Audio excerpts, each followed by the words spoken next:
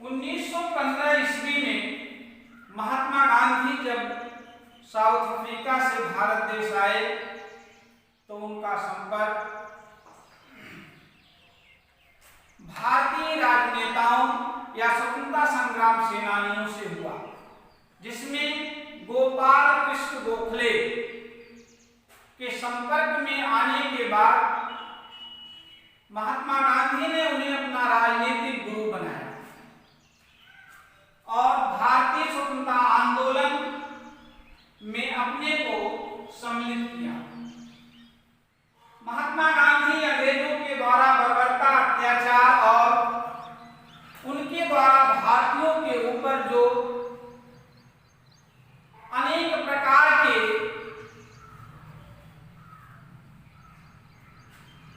सभी तरह के अत्याचार किए जा रहे थे, उनसे दुखी होकर के उन्होंने राष्ट्रीय आंदोलन में कूद पड़े। परिणाम क्या हुआ कि जब गोपाल कृष्ण गोखले की मृत्यु के बाद एक प्रकार से हमें कहें कि गांधी युग की शुरुआत हुई। महात्मा गांधी ने सर्वप्रथम भारतीय राष्ट्रीय आंदोलन में भारत को स्वतंत्रता दिलाने के लिए असहयोग आंदोलन प्रारंभ किया। असहयोग आंदोलन के शुरू करने का मुख्य क्या उद्देश्य था? उन्होंने असहयोग आंदोलन क्यों शुरू किया? सर्वप्रथम जनरल डायर के द्वारा 1919 में जलियांवाला बाग हत्याकांड में निहत्थों के ऊपर गोलियां चला करके अनेक नागरिकों को मौत के घाट उतारा, जिससे दुखी होकर महात्मा गांधी ने असहयोग आंदोलन की नींव 1920 में रखी।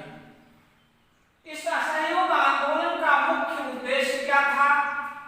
इस असहयोग आंदोलन का मुख्य उद्देश्य जलियांवाला बाग हत्याकांड के साथ साथ अंग्रेजों के विरुद्ध जो उनके द्वारा अनेक प्रकार की बर्बरात्मक जो चीजें भारतीय जनता के ऊपर थोपी गई थी, उनको भी समाप्त करने का उनका उद्देश्य था, जिसमें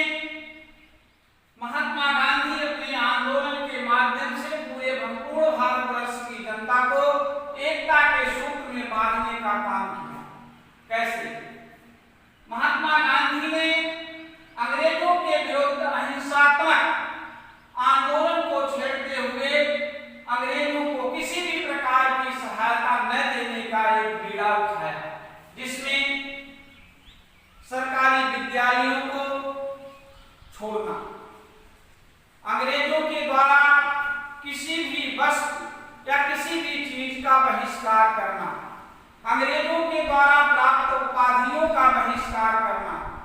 स्वदेशी वस्तुओं को अपनाना और विदेशी वस्तुओं से बहिष्कार करना।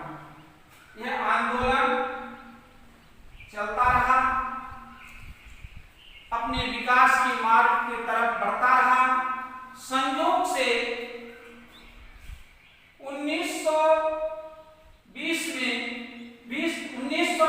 में भारतवर्ष में, संपूर्ण भारतवर्ष में राष्ट्रीय आंदोलन चल रहा था,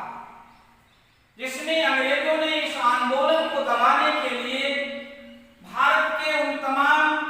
स्वतंत्रता संग्राम सेनानियों और प्रभावी नेताओं को जेल में बंद कर दिया, जिससे भारत की जनता क्रुद्ध होकर के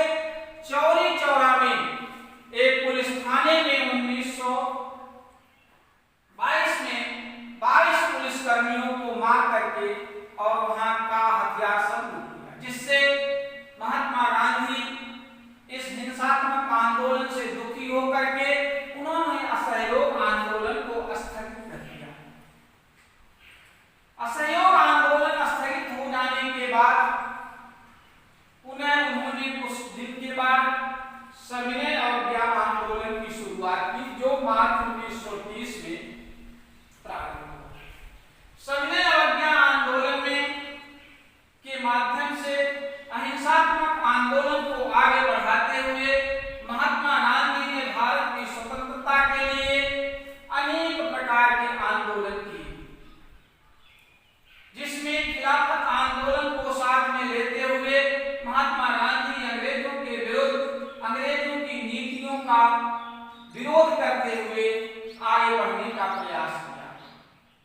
समय अंग्रेजों के द्वारा यह आश्वासन देने पर कि यदि महात्मा गांधी प्रथम विश्व युद्ध में अंग्रेजों का सहयोग करेंगे तो भारत को हम पूर्ण स्वतंत्रता प्रदान कर देंगे। प्रथम विश्व युद्ध की समाप्ति के बाद अंग्रेज अपने वादे से मुकर गए और उन्होंने भारत को स्वतंत्रता प्रदान नहीं की और संयोग से भारत में उन्होंने फूट डालो राज करो की नीति का अनुसरण किया। भारत को दो भागों में विभाजित कर दिया, धर्म के आधार पर मुस्लिम और हिंदू, जिसका परिणाम क्या हुआ कि महात्मा गांधी के